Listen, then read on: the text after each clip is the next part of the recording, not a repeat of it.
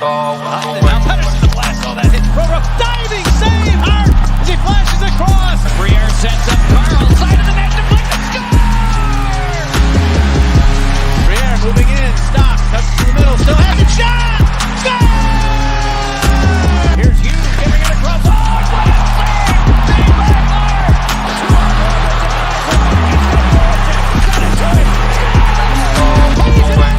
Short-handed mid! He scores! Up top, cruising is Provorov. He scores! Ivan Provorov! What is going on, everyone? Welcome to the Flyered Up Podcast. I'm your host, Amadeo Gracia. So officially, the Flyered Up Podcast is partnered with the Painted Lines. Like I said, I am your host. I'm joined with my partner, Chris Mayer.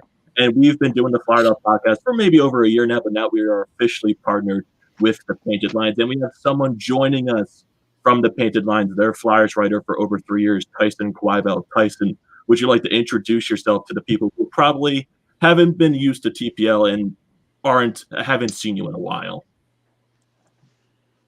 Yeah, so my name is Tyson, and I've been writing for, like you said, about 3 years. I grew up playing hockey in Canada, so I'm a stereotypical Canadian hockey dude.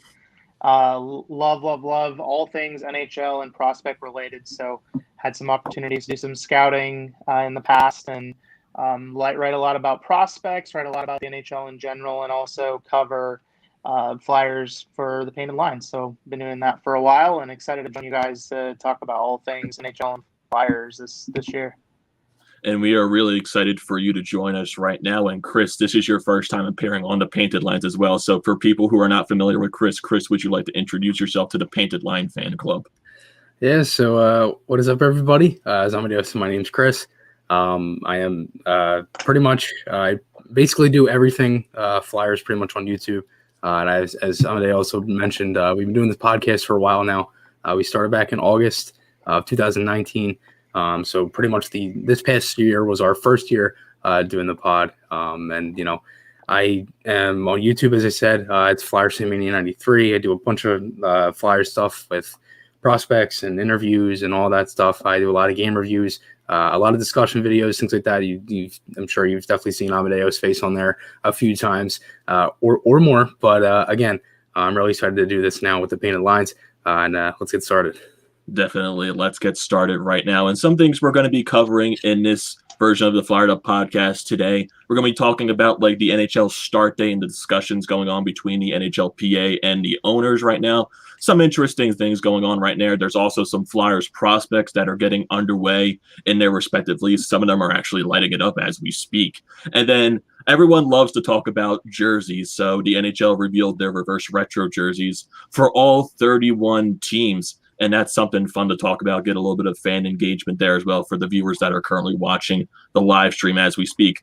And for people that are used to the Flyered Up Podcast, it's still going to be up on Apple and Spotify as soon as the live stream ends. So people who have missed the live stream, don't forget to tune in to Apple and Spotify because it'll be up there after this live stream. So getting into the talk about the start of the NHL season. We all know with the NBA, they're starting around the end of December. Football, they're currently in the middle of their season. And MLB, most likely they're going to be starting around their normal time, maybe spring training. But right now, we're still, I guess, in a mix of when the NHL is going to start. There's an assumption that it's going to start around January 1st, maybe a 48 to 60 game type of season. But there's a little bit of, I guess, not backlash, and a little bit of difference between the NHL players and the owners, because right now the owners want the players to defer more money than what was agreed upon in the CBA. So I want to get both of your thoughts on your confidence right now in the NHL starting either on January 1st, or is there going to be a delay to the season, or in the all likelihood that the season gets canceled. Hopefully that doesn't happen. So Tyson, I want to get your thoughts on that first, and then we'll go to Chris after that. Yeah, I think that we're going to see, I would actually probably be surprised if it is January 1st in some ways. Number of reasons. One, I think Bill Foley, the owner of Vegas, dropped a bomb like a month ago when he said he thought it was going to be February in an interview. I think that the NHL would like to start in January, but right now, as long as we still have the border issue that exists between Canada and the U.S., as long as we have just right now, I'm not sure about every state, but for the most part, I know most states are in another version of a lockdown, even more strictly so, pretty much across the board, except for maybe Florida. So if we're talking about those factors in anticipation of COVID numbers rising and the need for NHL teams to, especially small market teams, to have some sort of fans at some point, there's a lot of planning and work that needs to get done. They may decide that they need to sit it out a little bit more, wait a little bit. And the second thing too, I think why I can see them even a mid-January start date if they decide to go that direction is the World Junior Championships take place at the end of December, early January, and a lot of NHL teams have released players that were anticipated to make NHL rosters. So like Kirby Doc played for the Blackhawks last year, and he is currently at Canada's camp, bubbled in Canada. And so the plan is for him to just finish it out. The World Juniors will finish after January 1st. So there's a chance that teams might push even for a week or two into mid-January for that. But I would personally be surprised if it does start with January 1st, especially considering today is getting close to the end of November here. And the fact they don't have a quote-unquote plan or even a contingent plan like the NBA has is kind of showing it's unlikely, I think. And then, Chris, we can transfer over to you. Like, what are your thoughts and your confidence, I would say?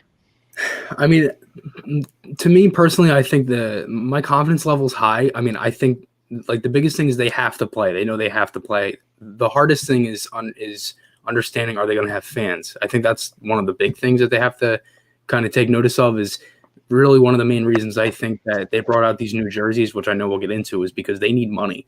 With the loss of revenue they had, the money they spent on the bubbles, which they said averages around from 70 to 90 million, that's a lot. And when you're not getting that much back, that's why these jersey prices are so high. And I've seen there's been a lot of people complaining on Twitter, but that's obviously a different subject. My confidence is high. I know that there's been talk that a 60-game schedule has been put in place, and there's supposed to be a 1-week window at the end of the season for any makeup games, like we kind of saw with baseball and football, with football having the one game on a Tuesday night and things like that. Kind of just going off what Tyson said, I personally think that the hardest thing for them is the border, which he mentioned, and the whole division realignment. They, with that 60-game schedule plan, they did have the Canadian division that was brought up. And that seems like that's probably going to be happening regardless of whatever they do, because that's really the hardest thing. I think one of the main things with that is you're only going to have in-division play. So it looks like they're going to be going back to a couple years of what they did from having where, like, for example, I remember I believe it was 2011-12 when the Flyers had that Winter Classic against the Rangers. They played them 6 times that year. So it looks like you're going to be having a lot of games against teams like, for the Flyers, it looked like the division was Buffalo, Boston, no Pittsburgh, and things like that. I mean, my confidence is high, but I'm not really 100% sure when it's going to be. I honestly think that if they get it for January 1st, it's going to be coming before Thanksgiving. That's just my opinion. I have to think they have something before Thanksgiving.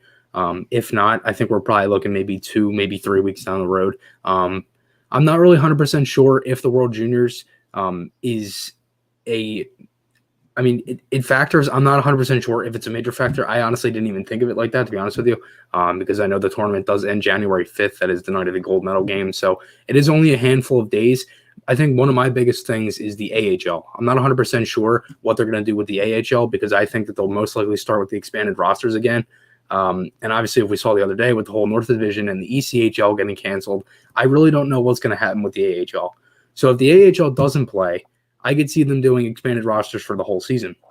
But if they do, and say they end up starting on February 4th, like they've talked about, I could honestly see them doing like expanded rosters where the Flyers could see guys like maybe Isaac Ratcliffe, Morgan Frost, Igor Zamula, guys like that, ended up maybe making the Flyers out of camp. And then, in the beginning of February, ended up getting sent back down to the AHL. That could be something. I'm not really sure. But my confidence is high because I know they have to play. I really just don't know when. But as of now, it's looking pretty slim for them to get something before January 1st. Yeah, if you're just looking at the other leagues right now with the AHL, they're a league that runs on the fan revenue. They need fans in the stands in order to be playing the league because they'll be just losing a ton of money, and they probably just can't afford not having fans in the stands. So I can see where that point comes in right there. And in terms of confidence right now with the league, I feel like I'm just confident because the NHL just can't, I don't feel like it's possible for them to just can the season just because you got so many other leagues that are playing right now. They're going through it. The NBA, NBA, I wouldn't say it's the NHL's biggest competition, even though they play out around the same time because they're nowhere close in terms of ratings. But the NHL needs to play because this is a big year for the National Hockey League because the TV contract, it expires after this season. They're going to have to get some type of new contract, whether that's NBC, whether a new network picks them up. It's going to be very big. And with the whole thing with the owners and wanted the players to defer 13% more, I guess, of their salaries. Yeah. I don't think it's tough because the players definitely don't want that money deferred, but the owners, they're losing money, and you would understand why they would ask for more deferred money. So it's kind of in a weird standpoint right now because the players, they do want to play. It's at one of those weird crossroads, at a weird standstill right now. And just Tyson, with the whole reason with the deferred money, do you think that's the least of the worries right now, or do you think the deferred money that the owners are asking for may be a little bit too much? Well, to my knowledge, they've already asked for 10, and the players already agreed to 10 before. So I've heard if they're asking for another 13, that's basically a 23% deferment, if that's what that is. And obviously, if you're like Connor McDavid, I think his base salary is at least 12.5 this year, right? Overall, over the course of the year, maybe a 23% hit on 12.5 isn't the worst in the world. But if you're talking a player that signed a league minimum, in the NHL at $700,000, a 23% deferment for someone in that category that also is potentially a bubble NHL guy, that's a big amount of salary over the course of a year that you probably need, especially knowing, the average NHL career now lessening. So a year deferment is a big deal. So I think it's a sticking point and will be because there's so much battle over escrow. Also, once again, that got brought up in that same deferment. NHL owners get a larger share of escrow than owners in other sports in general tend to get. There's a lot of factors that kind of go into play along with that. And the NHL, notoriously, as we know, more lockouts than any other major sport since the early 90s. Literally being a strategy of Gary Bettman as a part of negotiation here is that the players, especially if you talk to a guy like Joe Thornton, right? How long has he been in the league for? He's been through pretty much every single one of those lockouts except for the one in the early 90s. Yeah. You already have that sort of tumultuous relationship with the league. You're not exactly being like, hey guys, I'm going to do you a favor right now, undo this. But at the same time, like you said, from ownership standpoint, you have no fans, right? A lot of NHL teams have started laying off staff. We saw that just this past week again. A bunch of teams announced, the Tampa Bay Lightning just won the cup. They just laid off, I think, 22 people in different positions. Other managers are taking, just deferring their own salaries if they don't need it to keep other staff on. It's still kind of a mess. So that being said, I think it could be a sticking point for players. My guess is that they talk about salary negotiations with players. Usually, teams, if you look at arbitration cases, teams lowball, players ask for way too much. So my guess is they're going to go back and forth on this a little bit. I could see a higher deferment, but I don't know that's going to be 13. Maybe we could see an extra 6.5%, 7%. That's pretty much, I think, something that we could see happen. But I think the players are not happy about it, for sure. And I think that's going to be a continued trend that is kind of constantly on the table here. Yeah, it's just going to be different. And then, Chris, you want to share your thoughts on this deferment? Yeah, so kind of just I was looking up this article that I read the other day from Elliot Friedman. It was kind of just explaining what is happening right now and what the league was pretty much asking for. So he said that he has a clearer picture now as more details emerged overnight. This article was posted on Wednesday. In the new CBA ratified last July, there were agreements on deferred money for 2020-21 and escrow caps during each season of the player agreement. So, Tyson, as you said, the players, they agreed to a 10-cent deferral for the upcoming year. And then the escrow caps are 20% for 2021, 14 to 18%. Although everyone is pretty much assuming it's going to be 18% for 21-22, and then 10% for 22-23, and then 6 for the remaining seasons until the end of the CBA, which is in 2026. So 6% for 2023, 2024, 2025, and 2026. And kind of just so pretty much the first asked question for the changes was the deferred compensation went from 20% and then the escrow to 25%. And there was also a bunch of stuff that also went on. So, like, for example, this is an example that Friedman put in here. So, like, for example, 56% of Alex Petrangelo's 7-year, $61.6 million deal with Vegas is paid in the lowest escrow years of the CBA.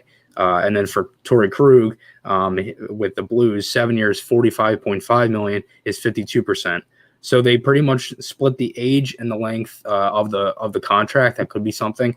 But I think the biggest question that he's kind of implying here is, do they pay them now or do they pay them later? So that's kind of the thing. It's like, when do these guys get paid? I think that's one of the big things. When are they going to be making the big bucks? I'm not really sure. But it's tough because you have them losing so much money. And again, it's hard to say because when you kind of are already set on something, like I totally understand why the players are upset because you're already set on 10% and now you're asking for another. I'm trying to think, like, it was like what, another 13% you said? Yeah. So, I mean, I would probably be mad too, so it's tough. I'm not really 100% sure what they're going to do with that. I think it's tough because I don't think many guys are really going to agree. But I think you might be able to get some of them that might just say, if we take it for this year, then we're able to play and maybe we're able to move by. But I think if they do this now, they have to stand by really their word for these next couple seasons, because if they don't, then there's going to be a lot of pissed off players out there. Yeah, I can feel that 100%. There's definitely some.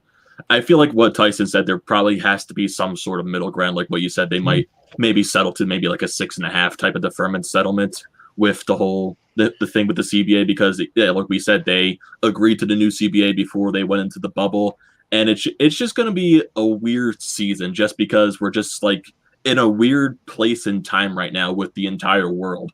And we all know with there's rumors about the vaccine being like 95% or something like that. But I feel like that's still way down the road before you can start gathering fans into the arenas. Right. I feel like that's still like maybe not. That's probably like more, I would maybe towards the end of the season, maybe the playoffs, if we get towards that stage in time. But it's going to be a weird case trying to get the season started. I'm still confident that they can start around January, maybe what Tyson said, maybe they start a little bit, maybe a week after the World Junior tournaments. So that's something to look forward to. And looking at some people that are watching the stream right now. Hey, Ethan, how you doing? Thanks for joining us. Renee, I see you right there. Thank you for joining us right here. And then Jack, what's up? How you doing? Thanks for joining the stream. And I like this one comment from Renee right here. If we would have beaten the Isles in Game 7, then it would have been possible to beat the Bolts and the Stars. I like the optimism right there. I really like that optimism.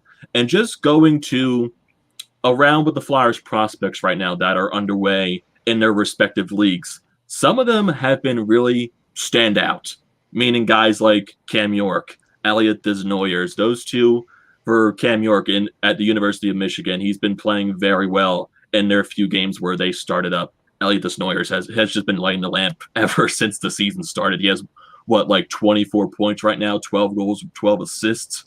It's something amazing. And Chris, just watching some of these Flyers prospects play out right now, like, just how more excited does that make you just to see these guys have this type of success early on? It makes me very excited, especially when there aren't many prospects playing right now. There's some that have went over to different leagues, some that have changed positions, some that have, like Felix Sandstrom the other day went over to Brinos in the SHL. He's now playing with Samuel Urson. So it's crazy because there's a lot of guys that are playing, and some guys are doing really well. Some guys don't look like they are on the score sheet, but in total, from what I've seen from my eyes, they look like they've been playing really well. I mean, just Dino, he's just been unbelievable. I kind of had a little bit of a good feeling about him and Wisdom in particular because they traded up for him. I always kind of get that feeling when they trade up for a guy, they know it's their guy. Kind of the same thing, the same way I kind of felt with Brink last year when they traded up for him. I was real happy that they did. But again, Dino, I interviewed him not too long ago. It was about a week or so ago, and he looks like a very humble kid. He really has turned that role that was really what they talked about at the draft, is that he needed like a different role, and that's what he was going to get with Halifax. He only played 2 games for him before the league paused, and he ended up, I think he actually had 2 points in 2 games. He had 2 assists. But this season, that was the biggest thing. I mean, when he was on Moncton, he was playing on like their 4th line. I mean, and as we all know, that's not much ice time, especially when that team was very good over in Moncton. And they had some really star players over there. So it was hard for him. He was kind of buried under a couple guys, and he wasn't able to get the ice time. Now he's playing first line center in Halifax. He's getting, a lot of minutes a night, I would assume around, 17, 18 or something around those lines. But again, he's making the most of it. He scored some really nice goals. Defensively, he's played very good. I feel like there's definitely obviously a career year, because I think he's tied for his career number in goals already. But again, I think he might slow down. But I think if he continues to go on a really consistent pace, he could definitely have a breakout year, probably around 75, 80, maybe 85 points. But so far, I think he's having a really good year. And then Tyson, just looking at these other Flyers prospects, like what excites you the most about looking at guys like Cam York, Elliot Deionay, and just other Flyers prospects and players that are playing overseas? Yeah, so for Deionay, for example, I think what excites me is he was a late round pick. Like, as in when you're keeping and building and maintaining like a strong system, because again, like down the road at some point you're gonna have to pay guys, right? Like that are gonna need bigger contracts as they continue to grow and develop. So you got to have more guys on rookie contracts in your system, or on lower end contracts. And so seeing them like hit on a late round pick like that, on a guy that had 35 points in the queue last year and 11 goals, and is now like surpassed that. I think we said it's 12. He's got like one more than that already. To see someone like that, be smaller. He's a smaller guy. So in other words, sometimes some of the smaller skilled guys weren't necessarily on teams' radars in the same way still, even though that stigma, I think, is starting to go away. In his instance, I think that was part of the stigma on some of his scouting reports. And yet we see them hitting on that. And that's huge. Again, I'm not looking at him and saying, oh, he's going to be like a guaranteed NHL player even yet. But I think that he's now put himself in that conversation as a potential, what a lot of scouts would say, like a potential NHL player. Like, where before you're kind of like, well, maybe he has a very low chance. The fact that we're seeing such improvement already with given ice time, with given opportunity, means that he's got a legitimate chance. And the same with Cam York. He's a guy that we knew was going to be a few years when they drafted him before we'd see him in a Flyers jersey, and maybe would need to play a year at Lehigh. But just seeing him kind of run a lot of the offense out of Michigan right now. Michigan is an absolute juggernaut this year. They have a bunch of drafted prospects, and then they have like 4 guys that are ranked in the top 20 for the 2021 draft. I think they have 2 guys right now that can literally go top 5 in this next draft. Like, that's how Owen Power and Kent Johnson, and Berniers is close there. Mm-hmm. So they just have this core of players, and so York's basically just feeding the puck to them all day long, to those forwards, and yet still creating offense from the back end. And so I think that just excites you, because you look at the Flyers blue line right now, and it's very, very young already. You're like, you got Myers, you got Sanheim, you have Provorov. All 25 and under guys. You have Zamula pretty close on his way up, and then you add York to that mix, and you're like, man, there's a lot to like here, and a lot of modern defensemen, guys that are quick skaters that can move the puck up to forwards quickly, that can create offense on their own. So I think those are all things to be like super excited about. Yeah, I'm just so excited for Cam York, because I just have this, because I see one of his plays this year went on the state of Michigan, where he was just circling around the entire offensive zone. Then he makes that one nice assist backdoor for a goal. It was just like, can this guy just make it to the NHL even quicker? I just want to see this guy in a Flyers uniform, because I believe he is going to be the future top pairing with Provorov. It's just, I feel like this guy has a very high ceiling, and I just love the way he plays. I know, looking back at that draft, some people were still pissed off that the Flyers didn't pick Caulfield because he was on the board for them, but I'm very excited for Cam York. He's going to be a stud. And it's just looking at other players that are playing overseas. Ivan Fedotov, he's playing in the KHL, and he's been fantastic. for them. He's been very fantastic. Chris, I know you saw a couple of games of Fedotov playing. Yeah, I mean, as for Fedotov, I mean, the other day he had a shutout against SKA, and if you know anything about them, they could pretty much be a bottom feeder in the NHL. That's how good they are. They've always been a very good team over there. They're always one of the top teams in the KHL. But Fedotov, I mean, he's been incredible. I think the only problem with him is that he's the backup over there, and the starter has similar numbers to Fedotov. So it's hard because he doesn't get that starter role, and it kind of, I guess it kind of diminishes his numbers a little bit, I guess you could say, to some people. It doesn't to me, because regardless, I still think he's playing phenomenal. I believe he's 7-2-1. He has like around like a 950 save percentage as I last checked. But he's been incredible this season. I feel like one of the big things is that with a lot of the goalie prospects, it's kind of it doesn't really get that much hype because everybody knows we have Carter Hart. So everybody kind of thinks, well, who could it be next? And then there's always that debate. Well, I feel like everyone's list has a different guy who could be the next backup. It's either Urson, Ustimenko, Sandstrom, Fedotov. I mean, it could be whoever. I personally think it's Fedotov. I think Urson's very close. I think one of the problems with Urson, just to jet into the goalies a little bit here, Urson's biggest problem is that his team stinks. Brinas, they're just not good. I'm telling you, I've watched a handful of games, and their defense is just terrible. I think I can honestly play better defense, and I have skated 3 times in my life. Like some of these guys, he is being left out to dry like it's nothing. And he still has some pretty decent numbers for it. And even last year, his numbers were pretty tainted because of the defense. So it's kind of hard to look at it like that. Which it's kind of similar with some guys because you kind of have to understand the story behind what happened with them in their season. You can't always look at the numbers. Obviously, we know that. But again, I think as for Fedotov, I mean, he's playing unbelievable. It definitely is good to see. And I really hope he can continue to keep it up. I think one of the biggest things is that with the ECHL closing, you had Sandstrom could have been the starter down there.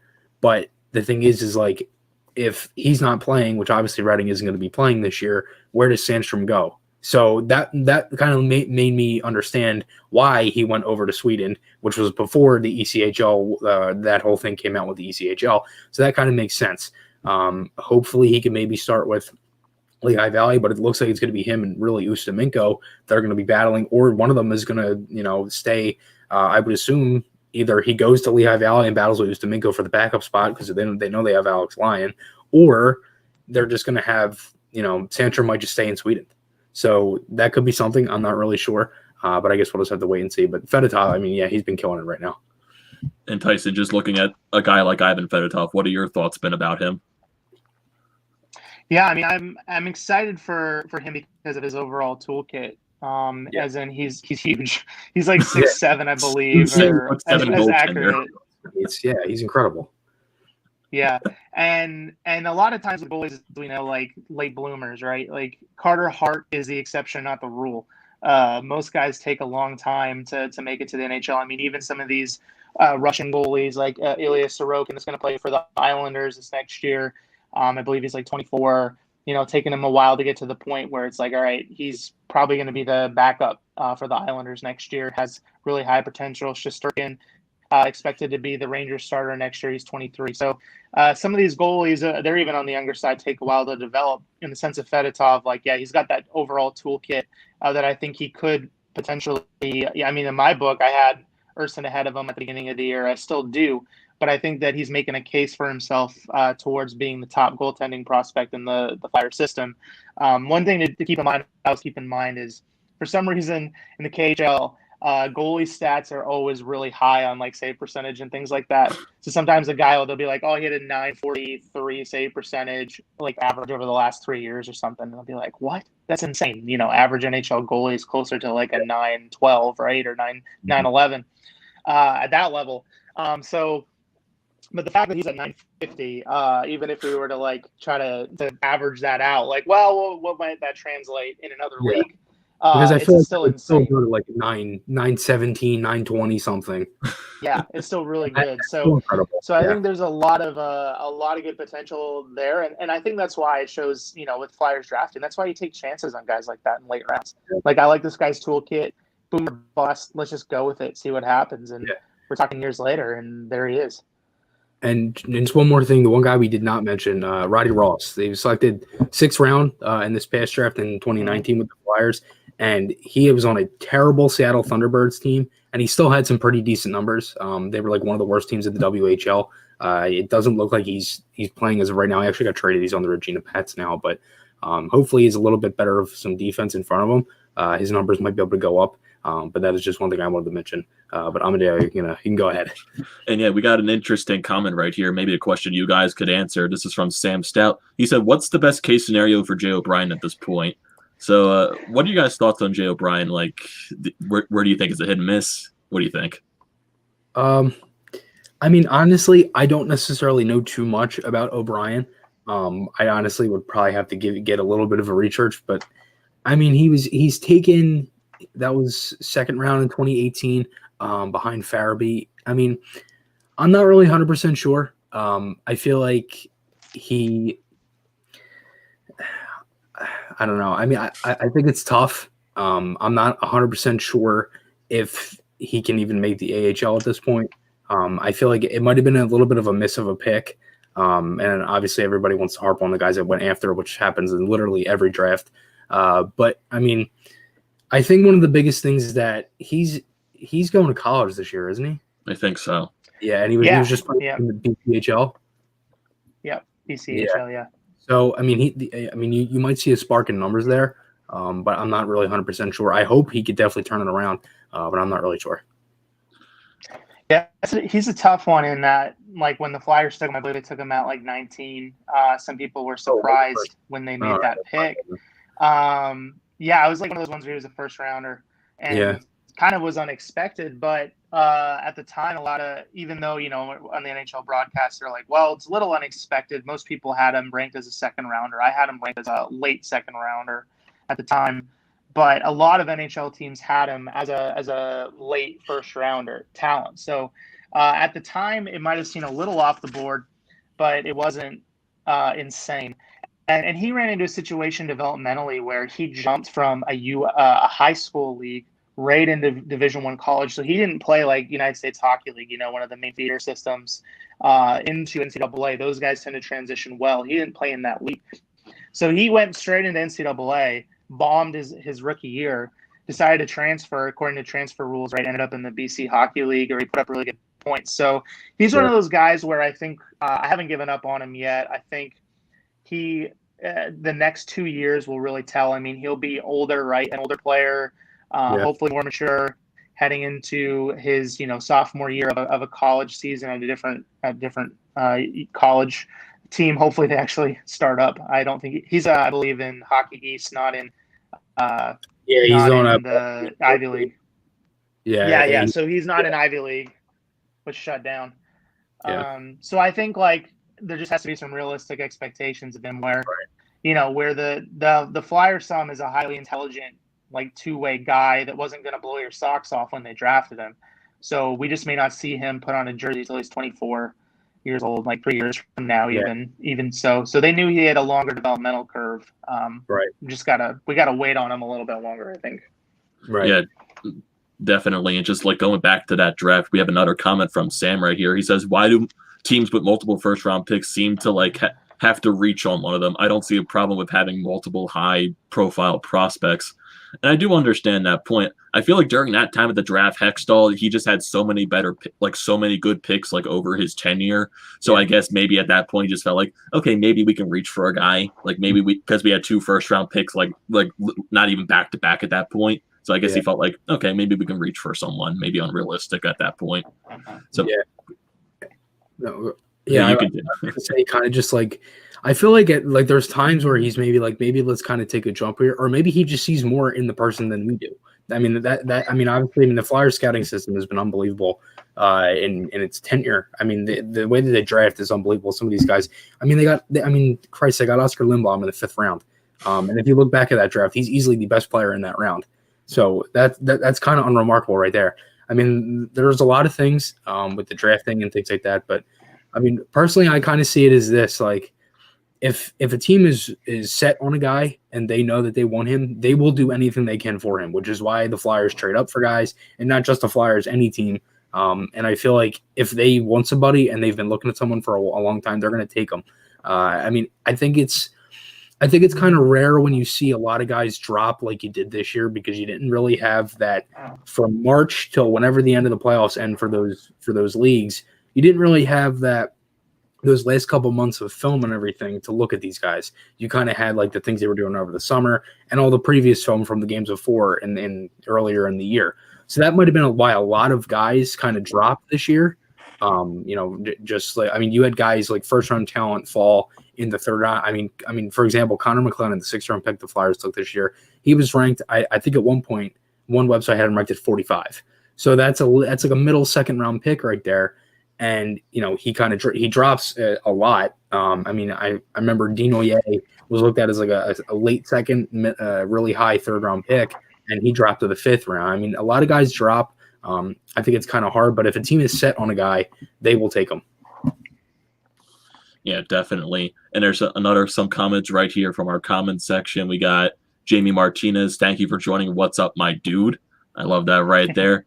And another comment from Sam right here. Maybe York can convince Power to come to the Flyers one day. Maybe other things can happen. You never know. The Flyers might be that one team.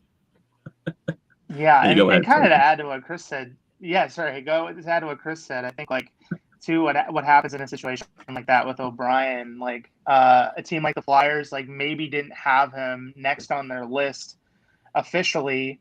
Necessarily, or even if they do have them next on their list when they're picking at 19, they're looking at the teams that are picking after them and saying, what is the likelihood of that team selecting this player? And sometimes that goes into effect. But other times teams can kind of convince themselves of weird things. I thought Ottawa did that this year. They had 3 firsts and taking Jake Sanderson at 5. Not that I dislike Jake Sanderson. I just think there was better players available to them at 5 than Jake Sanderson with higher ceilings. Even Jamie Drysdale, the other defenseman that was there at 5, I thought had a higher offensive upside and was more of what they needed on their roster going forward as a slick puck mover that can play on the right side. And obviously they chose differently, but it was one of those things where I think they talked themselves into it almost, where it's like, well, we like this guy a lot. He brings something that we need. We got to take him now, because I don't think he's going to be available even if we tried to trade down too far or whatever. But yeah, I mean, that's some of the things that teams do. And then players oftentimes, they drop unexpectedly. Like Mclennan, I had him ranked as a 2nd rounder. Like you said, Corey Pronman at one point this year on The Athletic had him ranked as a 1st rounder. So early on in his preliminary. So highly skilled guy. Sometimes teams just have on their list one player better than that one. And it just keeps going around. All 31 teams will have one player better, so he'll be one less on their list, and then they'll drop. And I think that's very much the case in Mclennan's situation. And again, I was thinking too of Moritz Seider, right? When the Red Wings drafted him at 6 in 2019, and you're like, whoa, hold on! Everyone had him closer to 20, and Steve Yzerman himself said, well, we had him next on our list, but also he knew that he wasn't going to be there if he traded down even 3 or 4 more slots, and hoping that he still would be. Yeah. So a lot of factors there. But yeah, sometimes teams just talk themselves into situations where they're like, yeah, we really just need to jump on this guy right now, even though consensus might say this guy has a higher ceiling. Yeah. And one thing I will say, just to kind of go off, I don't know if you guys have ever seen the video of Brian Burke when they go to take Nazem Kadri. They knew, or sorry, not Kadri, Morgan Riley. They knew that if they didn't take him now, he was gonna drop, and somebody was gonna take him, and it was gonna be either the pick after or maybe 2 or 3 picks down. And they knew. They took Riley. And it was kind of the same thing with Kadri. I know at the time Ottawa was looking at Kadri, which would have been crazy to look at Kadri in an Ottawa jersey. That would have been very weird to look at and to see. But again, as I said, I mean, if a team is looking at a guy and they want him, and they have that gut feeling that if they don't take him, he's going to be gone, and they're going to mess up, then they will make sure that they take him. That's why I think there's so many guys that trade up, and that's why I'm always kind of high on certain prospects when the Flyers trade up for them, because I have that feeling that that gut feeling that I kind of understand is okay, we know that he can bring more. And for in Dinoye's case, just for example, with the whole role and everything, and that they knew that he would get that bigger role this year, that's kind of why I think the Flyers took him. Yeah, just looking at one more comment right here from Sam. He says, on the prospects, do you think letting the Blackhawks sign Kalynuk will come back to bite us in any way? Do you think that's going to be something that haunts the Flyers just because he was a 7th-round pick and the Flyers have so much depth in the defensive prospect pool that he was one of the ones that was let go? Do you think that's something that can haunt the Flyers or no? Tyson, you want to take this one first? No. Yeah, sure. No, I don't think so. And I mean, actually, the Flyers have very little to do with this. It's one of those situations with the agreement with NCAA where, like, he was drafted later. Kalynuk was drafted later. So I believe he was like 19, turning 20 at the time. So according to the agreement with NCAA, with the NHL, once he finished his junior year, he's a free agent. So he'd actually made a verbal commitment to the Flyers where the Flyers had said, like, you know, hey, we want to sign you, whatever. He's like, yeah. And then, you know, he left. So they had very little to really do with that. They were actually upset about it, I think. Flyers management felt a little deceived. But even then, he signed with the Blackhawks. Like, you were talking for his ceiling, probably a third-pairing guy at the NHL level, and at most a second pairing. So the way the Flyers prospects are stacked, I don't think it made much of a difference. You like a guy like that. He gives you options, right, as a trade bait or potentially as a depth guy at some point, or you have injuries, you know, call him up, contribute. But I think that it's not the end of the world by any means. I personally agree. I think one of the biggest things, the reason he signed with Chicago, I mean, look at their defense compared to the Flyers, I should say. They still have very good defensive prospects, don't get me wrong, but compared to the Flyers, it's like here and here. So, I mean, you kind of have to look at it as like, you know, he thinks that he is NHL ready closer than probably what his window looked like with the Flyers, if that makes sense. I mean, you had guys like Linus Hogberg, they talked about signing, they ended up signing him.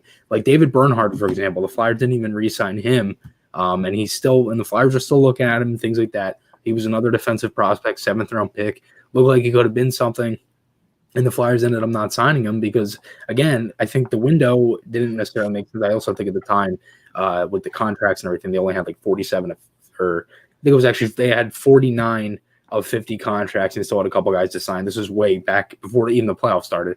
But again, just kind of going on my point is that I think Kalynuk's window to making the NHL, he thinks is more open with a different team than the Flyers. And I think that might have been, he might have honestly heard that himself with maybe staying in college a little bit longer. But you know, I think that's obviously a different story for a different day. But I think the biggest thing is that he probably thinks he's closer to the NHL than his window with the Flyers. Have like how open that was. Yeah, I could definitely see that. And just before we get into our discussion about the reverse retro jerseys, looking at the team right now and a lot of the young guys that are on the roster, guys like Farabee, guys like Morgan Frost, Konechny, even still Provorov, Myers, Sanheim. Do you think now, with especially on the defensive pairing, with the loss of Matt Niskanen, that's going to be a huge loss for the Flyers. Do you think that there's going to be that one young guy, especially, that takes that next step in his development and maybe helps the Flyers even more? This can go to Tyson or Chris, whatever. I think it's sure. I go either way. Yeah, I think probably that person's Phil Myers. Honestly, he's a right shot. And so you could throw him up there with Provorov. I think that he has offensive upside. I think that he's the guy that you would want to take one step further, maybe to perhaps having a little bit more defensive consistency there. But in terms of, you know, their defensive structure, like they have a lot of young guys. Eric Gustafsson, who they added, he's not a Niskanen replacement. I mean, Gustafsson is known for like being not great defensively at all. And so he's kind of more of a high flyer. That's been more of his reputation over the years. He had 60 points for the Blackhawks 2 years ago, and he had some of the worst defensive stats of any defenseman in the league at the time. So he's improved a little bit there, but still, you're not looking at a Niskanen type. So I think the hope is a guy like Myers can maybe step in to play consistent top 4 minutes. They still got to sign him to a contract. He's still unsigned restricted free agent, so they got to get him under wraps here. But I think once they do, that's going to be the hope for them, is that he can take that next step. Yeah, and kind of just like going off that, I personally think it's Sanheim. I feel like Sanheim is at that age now where it's like, he's ready. I think he's probably if they don't do anything with the defense now, which I still think their D is a little bit in shambles at this point. It's not the same D as it was last year. We know that, but I think you have to. I think what they want to do is they're looking that they know and they're confident that they can bet on these young guys. I think the difference with Sanheim and Myers, and I don't really like comparing them because they are different players, but just to kind of go off tight point is that when Sanheim makes a mistake, he kind of can back it up and he gets in the right position at times. But and it's rare when they make mistakes like that. But like when Myers makes a mistake, like just makes any sort of mistake, it's like glaring. Like it's pretty obvious that he was the one who messed up. I think the biggest thing with Myers' contract is that the money is ranging from really wherever. He doesn't have much leverage. He was undrafted, so he doesn't really have anything to really bet on. I look at it in like the situation where like he can't go into that like Anthony Duclair did. He can't go into that contract extension by himself because that is why Duclair did not sign with Ottawa because he went in by himself. That just does not work in the NHL. And unless you are like Sidney Crosby, McDavid, Ovechkin. But I think the biggest thing is that with Myers is that he could get anywhere from 1.8 to I've seen 2, 2.5, 3. But I think it's Sanheim. I think Sanheim is that guy that really can play number one. I honestly think he was our second best defenseman, or I should say really third best. I think Niskanen was probably our second best pro overall being number one. But now I think it makes a lot of sense. I personally think that with the defense, I think they should use Gostisbehere more. I'm not really open to trading him. I know we did get a comment about trading Gostisbehere at one point, but again, right here. Yeah, right here. Would you trade Frost and Ghost for Laine? Personally, mean no. No, I don't even think that would go through. That would be a very Winnipeg wouldn't take it. Yeah. No. I mean that's kind of reminds me of somebody holding an Xbox controller in their hand, but it's to me I feel like the biggest thing with Gostisbehere is that they need to use him like this. They need to, if he makes a mistake, he needs to be out there the next shift. Okay? Or unless if it was a very long shift, whatever. If he has a bad game, he needs to play the next game. He cannot have a bad game and be scratched for the next 3. He needs to play consistently because that is the only way his confidence, which I personally think is one of the biggest reasons why he hasn't been so hot recently. I think his confidence is the main reason why his play is just been dipping. I personally think he can still bring that same player that he was from the 17-18 season when he put up 65 points. I personally think he can bring that back. But I think the biggest problem is that the trade rumors get to him. We saw that. I personally saw it in the Behind the Glass. I've said this so many times. In the Behind the Glass saying one of the first things he mentions when they interview him at his house with his girlfriend and his dogs is the trade rumors. And I'm thinking to myself, I'm like, this guy, man, you just got to let it go. I'm like, you just got to move on. And it's obviously not that easy as I'm saying it, but I mean, it's hard for some guys. I mean, there's guys that literally just get eaten up by this stuff, and he's obviously one of them. But again, I personally think he needs to get top 4 minutes, in my opinion. I think Gustafsson is really no better than a 5. So I think you really have to plug Gustafsson in at the 5 and put him with Braun and maybe switch out Hag. But my guy, I think, is really Sanheim. I honestly think he can really interchange Myers too. I'm not, obviously none of it's going to be set in stone. We've seen that all the time with the offense and the defense and even the goaltending for some parts, because, Elliott playing so much on the road. But really, I think the Flyers still have to do something else. I don't know what they have to do. But I would personally, I know I'm kind of going off topic, but I would personally like a guy like Matt Dumba, somebody that, can play that right side, is right-handed, is a veteran. You may have to give up a lot for him, but you're getting a very good amount in return. It can really stabilize their D. It's the Minnesota connection that I like to call it with Fletcher there. So that might be something, but I'm not really 100% sure. It's tough because, again, you're in a flat cap world. So they have to do something where if they are giving out a contract, they have to get like the same contract back or similar to it. If it's off by like $500,000 or $1 million, whatever. They're not terribly strapped with cap as of right now. I mean, I think they have 4.8 or 4.7 off my memory. Like around that. Yeah.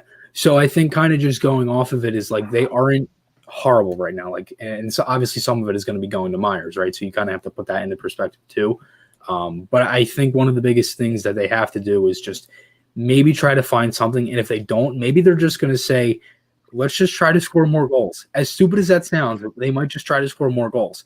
I think obviously the power play was a big issue. So there's a lot of things. I could keep talking for another 15 minutes, but again, I think there's a lot of things, but I personally think Sanheim is that number 2 for this year. I love the almost going off topic. That's what makes podcast. Everyone just goes off topic. It's fun. It's very, very fun. There's one fun comment right here from Tales of a Failed Life. Fairby first Frost. Drop the gloves. Who wins? Who wins? Who do you think? Frost. I don't know. I'm going to say the Young Bees are on that one. I'm going to say Farabee. I don't know. I feel like Morgan Frost would be a better fighter for some reason. I would say Frost because he played in a league where he was allowed to. So I think that's the only thing he's been in that situation. I think Farabee's first situation professionally would have been last year. So I don't know otherwise. Oh God. We love the comments that we're getting right here. And to get some fan interaction right here, we got 13 people currently watching the live stream right now. Let's talk some reverse retro jerseys because that is a very fun topic. And now I'm going to share my Chrome tab so we all can see it right now. So everyone can see it right here. All the fans can see it. So let's talk some reverse retro jerseys with the NHL. So we got the first 3 right here. Some ugly ones. We got Anaheim, we got Arizona, and we got Boston. So guys, what are your thoughts on these 3 right here? I don't know. I mean, the Ducks one stinks. I will say that. It's bad. I mean, they could have done so much better. I think the Ducks and Columbus are like the 2 worst teams in the league at branding. I feel like they've always been very bad. Arizona, I like it. I really do. I just think they might have been able to do a little bit more with the purple on the top. They maybe could add like a stripe or something. But overall, I do like it. And Boston's, I think, is beautiful. I love the colors. I absolutely love that logo with the constipated bear on the shoulders. That's great. I personally like Arizona and Boston, but Anaheim, terrible F. And Tyson, what are your thoughts? I feel similar. I love the Arizona one. I've always liked the retro Coyote stuff. Kind of wish they would have stuck with it. I think that's pretty great. Boston ones I think is just classic. Can't really go wrong with it. But on the Duck side, same thing. I'm like, why? Still kind of repping that old 90s ABC cartoon with the Mighty Ducks that fight aliens in space sort of thing going on. Just not a fan of that crossing over into hockey world. So I understand why some people like it, but because of the retro-ness to that, it's weird to say early 90s is retro now, but apparently it is. But I'm not a big fan either. See, I am a sucker for ugly jerseys, and Sam's on the same page with me right now. He likes the Ducks personally, considered they couldn't do the Night Ducks jersey since they already made another version of that, the Mighty Ducks jersey. I'm just a sucker for it. I know it's very hideous. Yeah. I honestly feel like Anaheim has like 3 different versions of the Mighty Duck logo. They have the black one, the orange one, the alternate from last year, and then they actually have I think they actually have the same jersey. They like just brought it back a couple years ago. They have like 3 or 4 versions with the Mighty Ducks logo. So that probably is why they went with this, but still it's terrible.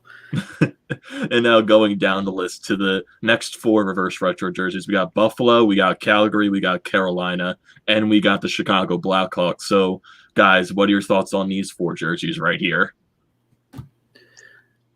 I really like the Flames one. I used to be a sucker for the flaming horse head.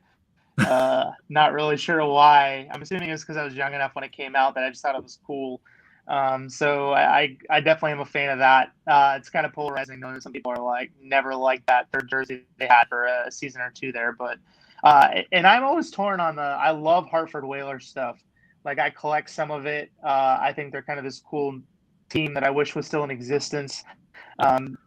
Just like guys like Ron Francis playing for them. Like there's just a lot of history there. Chris Pronger. And Chris Pronger, even Gordie Howe. Exactly. I just really hate that. Yeah, I just really hate that the Hurricanes have kind of hijacked this. Where if I was someone in Hartford, it's kind of like a slap in the face. Where I look at that jersey and I'm like, that's awesome. I want it. But if I was in Hartford, I would not be happy. Yeah, I wouldn't be surprised if the former Nordiques fans were just the most pissed off people in the world. I feel bad for them because that must seriously, they were so mad. The first year they go and the Avalanche win the cup, and then literally they bring out these jerseys. Like, I could not be any more mad if I was probably a old Nordiques fan. But Tyson, if you wanted to continue with these other two here. I always like all Sabre stuff too. Similarly, even the Buff Slug that they had for a while there, I didn't hate. A lot of people were like, "What is that?" And I liked it. But I like this one too. The only thing I would change is the Sabres maybe writing on the bottom. But on the Blackhawks one, they literally sold the Chicago Steel jersey. It looks like the U.S. Hockey League team they have there. It looks like they just took out the logo for that. So yeah, I mean, the Blackhawks ones I probably put it as it's fine. And again, the Blackhawks have done so many Winter Classics. They've had so many. It's just what do they have left in the tank? Like, yeah, I have like 2 of them, and I'm like, wait, I'm still missing like 7 or whatever. So there's a lot more I got to add to my collection. I'm probably not going to add this one though, if I'm being honest.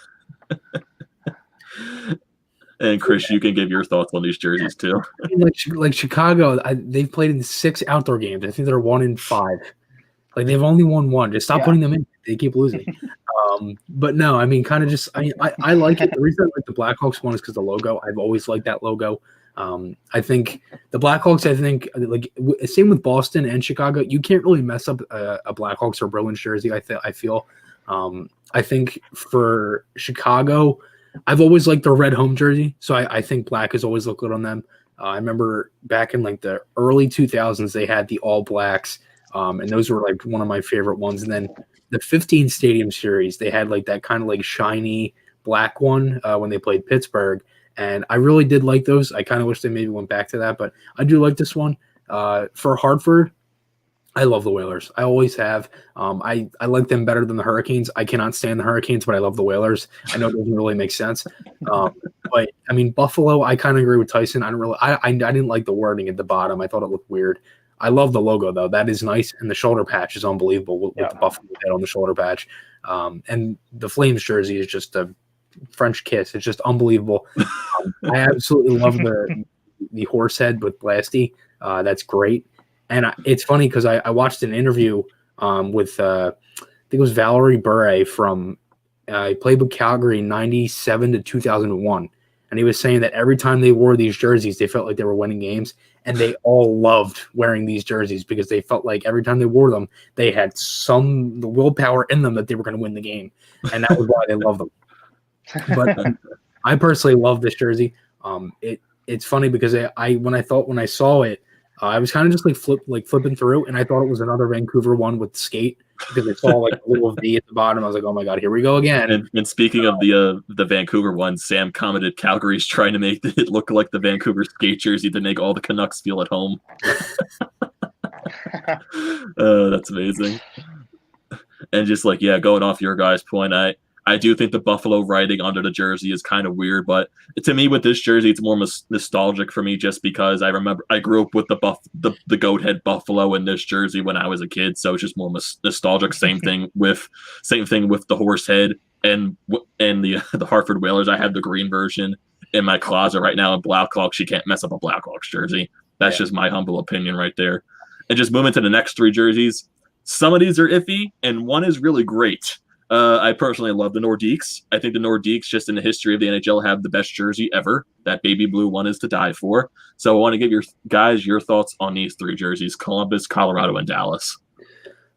Yeah, I mean, I love the Nordiques. It's beautiful. I love the logo. I love the bottom there. The colors mesh in with each other. It's gorgeous. Columbus's I really like. I personally think this is Columbus's best jersey in literally their whole tenure. In the 21 years coming into the season, this might be the best one. I think probably second best is the Cannon jersey they have, the alternate they've had for a long time. But I love the Blue Jackets one. I personally didn't like this one at first when I saw the leak of it, when they had like the little snippet of pictures, because I thought it was the Capitals one again. I literally forgot that Columbus was in the same division as the Flyers, but I don't know why, because I had saw that the Capitals had the red one, and I was like, wait, what other team? And I was like, well, it can't be New Jersey. And then I was confused because of the green. I was like, oh my God. But the Columbus one, I love that logo. And the Dallas one I like, but from this picture, I literally see a D. It feels like I am at the eye doctor and they tell me to like cover my right eye and I'm looking at the letters. It's like A, E, H. Like, I literally have no idea what it says because it's a completely different color. And for some reason, I feel like they should have went with like black or gold, the right stars. But I like it, but it's just like I can't really see it. Yeah, I love the Nordiques one. I love Nordique stuff. That's always, one of my faves for sure. On the Stars side of things, I just look at that and I feel like it's something that if I were to go to like a Wiz Khalifa show, I see him coming out wearing something like that. And that's the first thing I thought of when I saw it. I was like, that's what Wiz Khalifa or Tyga will wear at a show. In terms of just like its design, like even with the star, kind of the weird starness to the way it goes and the colors on the bottom. So not a very big fan of that. In terms of the Jackets one, I think probably my favorite Jackets jersey in the past was the blue one. I was like a third jersey. It was all blue with like a cannon in the middle of it. Yeah, I like that one a lot. This one I'm kind of like, it's fine. I kind of nothing it. Not the worst, not the best. But again, with the Jackets, it's similar to like Chris said. I don't know what it is about a lot of their jersey stuff. I've never had it on my list. Like, oh yeah, I want to get a Jackets jersey because I really like it. I don't have it on my list. Yeah. And Sam has another comment right here about these three jerseys.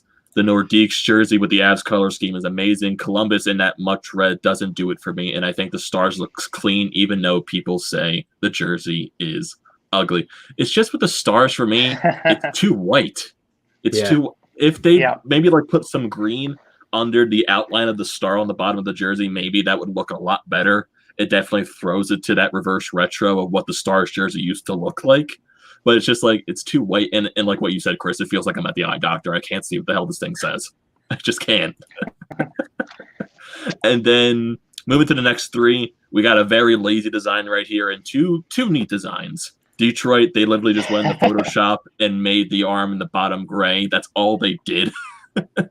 And the Florida jersey, it's amazing. I feel like this is the best jersey they've ever produced in their history. And the Edmonton one, it's a nice just recoloring of their jersey. So, guys, what are your thoughts on the three jerseys? Chris, we'll start with you. Yeah, I don't understand it. The Red Wings one looks like somebody went into franchise mode and forgot to make the away jersey. Like they just they spent too much time on the home and ultimate and just forgot to make the away one. It's terrible. I mean, maybe it might look better if with the helmet and the pads and everything that might bring out some more color. But oh my God, it's just so boring. I mean, they could have done so much better with this. The Oilers, I really like it. When I first saw the Oilers one, it was a colored in orange for the logo, and I was like, ugh, that looks terrible. So literally, like inside the logo, like it was blue on top of orange, and it looked disgusting. I was like, oh. But the Florida one, oh my, that caught my eyes. I love the Florida one. I think I could honestly definitely sit here and agree with you on that. That might be one of the best ones besides when the Panthers first kind of came in the league. They had some nice ones. But again, I like this one because I think it takes their new colors now with that like kind of like beige tan they have for the Panther logo with the old logo, and I think this looks really nice. I would love for them to go back to this logo but just change the colors of it because the yellow they had was horrible, and it was like a bright yellow, and I just didn't like it. It just looked weird. But now I think the colors really suit well. I think the Florida one is really it's a top three for me. Yeah, I think it'd be similar. I really like the Florida one. I think the colors are great. I like the background, the bluish color there. Oilers ones, I kind of wish they would have done the oil drop. Some people are torn on that one. That's what I wanted. Yeah. And this just kind of looked like any other variation of the version of the 80s, with the Oilers that they've done in the past. It just didn't seem like it was really that reverse retro, however we're defining that. And yeah, the Red Wings one, I was right there. I thought of that too. It was like I was playing NHL 21 and I was like, oh shoot, I just hit the button on my controller to just have it automatically choose team colors and then actually spend time checking to see what it turned out to be. Yeah. It's like a practice jersey. I have a couple practice jerseys that look like that. So I don't know. It's weird too because the Wings have in general nice jerseys, simplistic design, but they could have done so much better with it, even with the white. Yeah, because I feel like they could have brought back like the English style D in the middle. They could have had their 14 Winter Classic logo on the top. Like they could have done a lot. Like they honestly could have done something like maybe like Chicago. They have the logo in the middle and have like Detroit Red Wings in a circle with it colored in. Like they could have done a lot with it. But one thing I wanted to say too about the Florida one is that I love the shoulder patch. The shoulder patch, I honestly think that they should use that as an alternate jersey. They should make that with the main logo. I would love for them to have like a gold jersey with that logo. That would be sick. Yeah, and then on to your point, Tyson, with Dr. Heath Healthnut, Detroit got a practice jersey. Then from Sam once again, people hating on a jersey is 100% the reason I buy it. I can definitely understand that, Sam. And moving on to the next three jerseys, we got the Los Angeles Kings. This is a beauty. I need to buy this. Then we got the Minnesota Wild calling back to the North Stars a little bit. I feel like they could have did better, but it's Antony in Montreal. Honestly, they look really good in the blue jersey. So, Tyson, we'll start with you. What are your thoughts on this jersey? Then we go to Chris. Yeah, I had the Kings one in my top 5. I think it's just got that classic LA colors. They got I like that old symbol, reminding of the Gretzky era in the early 90s. I think it's a good combo there. I actually like the Wild one similarly because I'm nostalgic for North Star stuff, and so I still have some North Star stuff that I've collected years and years and years ago, and I like that they gave that shout out. I know sometimes it's a little hard for teams to do that when Dallas owns all the rights to the old North Star stuff. So I'm glad that they were able to make something work there. And the Canadians ones, it just looks, again, similar to the Bruins. It's hard to mess up a Canadians jersey. And I think they managed to not. So not the best I've seen from them, not the worst. It's cool. That's how I probably feel about those three. Yeah, I mean, to me at first, I love the Canadians and I love the Kings one. I think they're really nice. The Wild, it's starting to grow on me. I just don't like the way the logo is. I like the colors, but the logo just looks weird. I actually saw a picture today on the Wild's website. It was on Twitter, and it was the back. And the way that the back looked, it made the jersey look a lot better, as stupid as that sounds. But overall, I think I like all three of these, and I feel like a lot of these would sell pretty instantly. Yeah, definitely a lot of these jerseys are going to sell pretty well, I feel like. Mm-hmm. And then we move on to the next three jerseys. We got the Nashville Predators, we got the New Jersey Devils, and we got the New York Islanders, who looked like they just forgot to put in a reverse retro jersey. It's literally just another franchise jersey. It's just like, okay, we're in the meeting room. How do we make this reverse retro? Okay, they said they were going to throw back to the 80s, but they already wear those jerseys. So let's just make it darker and reverse the stripes. Boom, we're done. There you go. So, guys, what are your thoughts on this jersey? Chris, we'll start with you. Yeah, I love Nashville. Oh my God, this is my favorite Predators jersey. The ones where they had the blue. Obviously, it's different. But I mean, I've always liked just the way that Nashville branded. I think they were one of the best teams with one of the best expansion teams, I should say. With just coming in with the jerseys. I think San Jose was up there too. But again, I mean, I love the colors. I love the shoulder patch. That's unbelievable. The fabric on the top of the gray silver there, it still looks like the fabric that it actually was when they had it in the 90s, which I think is incredible. I love the Predators logo. I think it's a great logo. I don't necessarily really like their jerseys now. I can't stand the yellow helmets. It just looks just disgusting. New jerseys I like. I feel like you can't really mess up his Devils jersey, and I think this was the time for New Jersey to go back to the Colorado Rockies. I wish they could have. That would have been nice if they did that. They could have had a nice dark blue jersey with the Colorado Rockies on it. That would have been cool. And then the Islanders, that's an F for effort right there. They could have done the fisherman with these colors. That would have been cool. They could have had the teal. But I mean, really, it is what it is. I think there's some teams where it's like you've seen them go back to things so many times. It's like how many times are you going to go back to those colors? How many times are you going to go back to that setup? I think New Jersey and the Islanders are kind of those two teams. Yeah, I wish I would have gone with the fish sticks guy, as they used to call him. Captain, what I forget his name. Yeah, fish sticks guy. But yeah, I was like that at least the colors on that. I thought it might be kind of fun to go back. Speaking of terrible jerseys, of a terrible jersey that we could look at and say, this is kind of fun. It kind of looked like Lou Lamoriello designed the Islanders one. On the Devils one, that kind of shout out to the green, the random green that we never understood really why it was there in the 80s. I thought it was kind of cool they at least owned it. Like, yeah, this is a part of what we used to be like. Let's just put it in there. Even though it's got that kind of Christmas tree tinge to it. I didn't hate it. Preds one, I think I probably felt like they could have done a little more. I don't mind it, but I think it's fine, but I think they could have done a little bit more. But again, sometimes like with the Preds even, it's not like they've changed their jerseys that much over the years, like in terms of their scheme. Like, I think the original ones had more of a bluish and silver to them. But if they weren't going to go the bluish kind of silver, the old Thomas Lacoon, Cliff Ronning, bright silver era on the bottom part of the jersey thing, I think it's fine. Yeah, I agree with the both of you right here. And let's move to the next three jerseys on this list. We got the New York Rangers with the Liberty logo. I love that logo so much.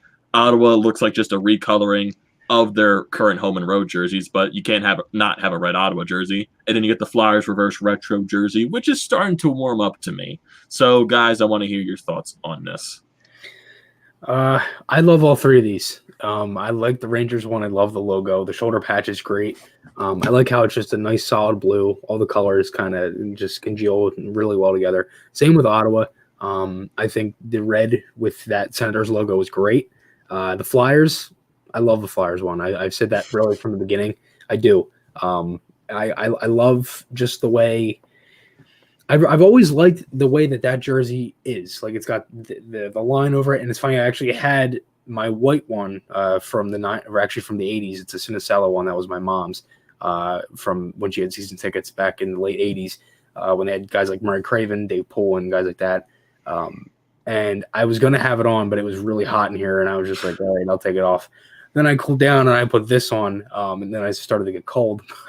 But again, I do like the Flyers one. I think the big thing that throws everybody off is the white on the sleeves. But I personally like that because it's kind of a flip. I mean, every time you see the jersey, it's the black all from the forearm down and then the white at the top. So I really like the way the Flyers did this. I think it'll be cool to see this in a couple games. I think the biggest thing with these, though, is like it really makes me think how many games that they'll be playing with these jerseys, because if they got like limited games and stuff. And I wonder if it's only for 1 year. You never know. I'm guessing probably. Yeah, I'm guessing probably 1 year. But, yeah, and I love the Lady Liberty one. I've always been a fan of that jersey for the Rangers. I never really understood why they just kind of stopped with it. It's a good third option there. Colors are great. I like the Sens one, too. I have a hard time with it. Just in general, like with the Sens, anything in the Sens, because I'm a Leafs fan, or born and raised Leafs fan. But I do like the jersey. I think it's catches the eye. Flyers one, I think I've been going back and forth on. Like 1 minute I'm like, yeah, I really like it. The next I'm like, well, do I? And I think the white is, like you said, Chris, the white's throwing me off a little bit. But the rest of it I'm completely cool with. I think that it's probably, I put it kind of in the middle of the pack in terms of the jerseys. Yeah, and I already put a deposit down for the Flyers jersey because, well, I'm a sucker and I have a Flyers jersey collection. So yeah, I'm like still in the middle like you, Tyson, but I can't not have a Flyers jersey that's new, technically. So let's go to the next three jerseys that are on this list. We got the Pittsburgh Penguins, San Jose Sharks, and the St. Louis Blues. I like all three of these jerseys. What are your thoughts, guys? I like Pittsburgh. I think they could have just went with the Robo pen. I think that would have been cool if they went with that. If they didn't, and they kept the Pittsburgh down the middle here, I think they could have went with that logo on the top. on the shoulders there. I like it, but I think they might have been able to do a little more. San Jose, I absolutely love. This jersey is so nice. I love that Sharks logo with the darker color in the shark, with the darker color in the stick. I mean, it's great. I love it. I honestly think the Sharks have one of the best logos in the league. St. Louis basically pretty much pulled a Detroit. They just flip flop the colors. I like it, but you're both gonna hate me for this, but I wish they went with the one with the trumpets. They could have went with the one with the big music. Yeah, that would have been cool. Everybody would have hated that. It would have reminded people of the Mighty Wing jersey because it would have been the same type of design. Yeah, just imprinted on the jersey. Yeah. It would have been. It might have honestly gotten more hate than what the Ducks one is getting right now. Yeah, I really like the Penguins one personally. I think it's really simple, but I think it does the job. Same thing. I like the Sharks one quite a bit with the gray on it. I think that's a cool switch. And I don't hate the Blues one, but I think it's just nostalgia. Like I used to be a big Brett Hull fan in the early 90s, and I remember they had a jersey that wasn't identical to this, but had some of those like really bright colors. And it just kind of reminds me of that era. So I think at least in terms of the retro side of it, I don't hate it as much as I think I'm supposed to. Now with the St. Louis Blue jersey, they had a blue version of this jersey. Now they have a red. Now they have to make a yellow to complete the collection. You got to make a yellow version of this. Now on to the next three jerseys. I think we're down to the final six right here. We got Tampa Bay, we got the Toronto Maple Leafs, and we got the Vancouver Canucks. Tampa Bay, I absolutely adore. I love that jersey. I love that old Tampa Bay logo. Vancouver, I love the gradient jersey going from green into the dark blue. That's just amazing. Toronto, I feel like you could have did better. So what are your thoughts on these, Tyson? I'll start with you since you are the Toronto Maple Leafs fan in this podcast. Yeah, I hate the Leafs one. I think the Bay, same thing. I'm like, what are you doing? Same thing with Leafs jerseys in general. It's hard to mess them up. Like you just have this kind of classic color scheme. Your symbol's like really simple to reproduce. I mean, it's a leaf, so I mean maple leaf. It's not hard. I mean, I don't really know. I feel like they've had like 5 versions of the logo. Yeah, at least they've and I tend to like the more classic looking ones, like from the even 60s and 70s. But I think they were trying to go with more of an 80s vibe, Leafs vibe. Like they had that shoulder thing where it's gray there with a number that was more white, and another one where there was some blue there on it. And I don't know. It just doesn't do it for me at all. I like the Canucks one, though. There's a part of me that wish they would have done the lumberjack logo. I don't know if you guys have ever seen that one. But with the skating lumberjack, I thought that would have been kind of fun to see. Yeah. Johnny Canuck. That's what they call him. Yeah. If we're going for cartoons here, I think they could have rivaled the Ducks there in their symbol on that one. And I think the Tampa Bay one's fine. It's kind of hard to do reverse retro with the Tampa Bay when they haven't done much in terms of changing of logo. Though I do miss the one. I don't know if you guys remember that one. I've been trying to get my hands on one, and they're impossible. They'll be like $400 on eBay sometimes, like just for used ones. When they had like almost like the flames on the sleeves, as a part of it. I thought something like that might have been kind of cool, but that wasn't really what they were doing with this color scheme. But I was a fan of that one. It was very unique. Yeah, I mean, kind of just going. I mean, I personally like all 3 of them. I love the Leafs logo. That's the reason I like it. I think it's kind of hard, as you said, to mess with a Leafs jersey. I mean, Christ, they only have 2 colors. It's not like they've had different colors. It's kind of the same thing with the Flyers. It's really orange, black, and white. So it's kind of tough to really. I mean, as you said, you kind of explained that there, going back with the 80s. But I like that logo. I think it's cool. I think the worst Leafs jerseys are probably the ones from like the 14-15 era when they were really bad. They had like guys like Bernier and Clarkson and Fedotov still. When they had like it looked like the Leafs logo was like it looked like it was a box, but it was a leaf. It was weird. But I love the Tampa Bay one. I think that's really nice. I was kind of hoping they might have went with something from when they won the cup that year in 2004. Since the jersey says it's from 2004, I was maybe thinking they would have had like a cup patch on it or something. But the Vancouver one is very nice. I think the weird thing with Vancouver is their logo is very big, though, isn't it? A lot of the jerseys feel like the logo is gigantic. Yeah, they are. But the Vancouver one is insane. It's funny too. You guys probably wouldn't think this, but I also put a deposit down for the Vancouver jersey. So I just love that jersey. One of these days you're gonna call me. You're like, I bought all of them. I bought every single one. He's gonna have like 31 boxes shipping to his house.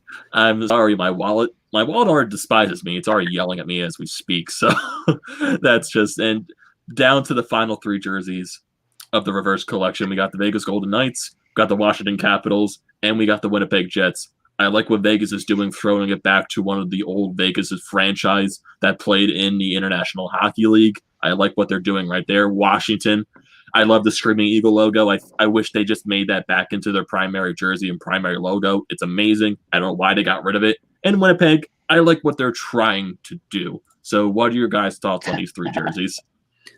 Yeah, the Capitals one is my favorite one. It's great. The colors mesh well. The Eagle logo is awesome. Winnipeg is okay. I feel like we're gonna continuously see that logo now, and I was kind of already tired of it to begin with. I like the road one more than I like the dark blue with that logo. This one's okay. I kind of wish they maybe went with something a little bit different. But again, there really isn't much for the Jets to do because when they haven't necessarily been around that long in their newer tenure, and from the earlier years in the 80s, it was pretty much this logo. So it's kind of hard to really do much, and I guess really get creative with the Jets one. But the Vegas one I really like. And I know some people were kind of confused with the 95 on the back when they had the Las Vegas Thunder and the IHL in the late 90s from, I believe, 1993 to 1997, I believe. But again, I like the red jersey. And if you actually look up a Las Vegas Thunder jersey, they had different colors, but the jersey was still the same, where they had the slits on the bottom like this with the different colors. I believe their colors were teal, white and black. So they had like a little bit of a different thing. They had the white jersey with the teal and then the black with the diagonal cross there at the bottom. But I really like it. I've always liked that Vegas alternate logo that they had. I think it's good. I think it's going to be nice for Vegas. So now they have the grays, the gray, the white, the gold, and the red. I think that's a nice one for Vegas there. Yeah, I really like the Capitals one. That's one of my favorites of this one. Similarly, I was always a big fan of the Flying Eagle logo, and I like the red on it. I grew up going to Jets games physically going to Jets games in the early 90s before they left Winnipeg the first time for Arizona. And I hate these jerseys, this version of them. I think of some of the Jets gear I had as a kid. And the old logo, even some of the early 90s logos they could have used as a little bit of a difference there. I don't know what this is supposed to be, but I don't like it. On the Vegas side, I probably go back and forth. I think the red's almost overwhelming at moments, but I like the color scheme similar to you guys. I was a big IHL fan. I used to follow them religiously as a kid when they were a thing before they merged with the AHL. So I like to shout out to that league. Such a random sort of piece of hockey history there, kind of like the WHA in its own right.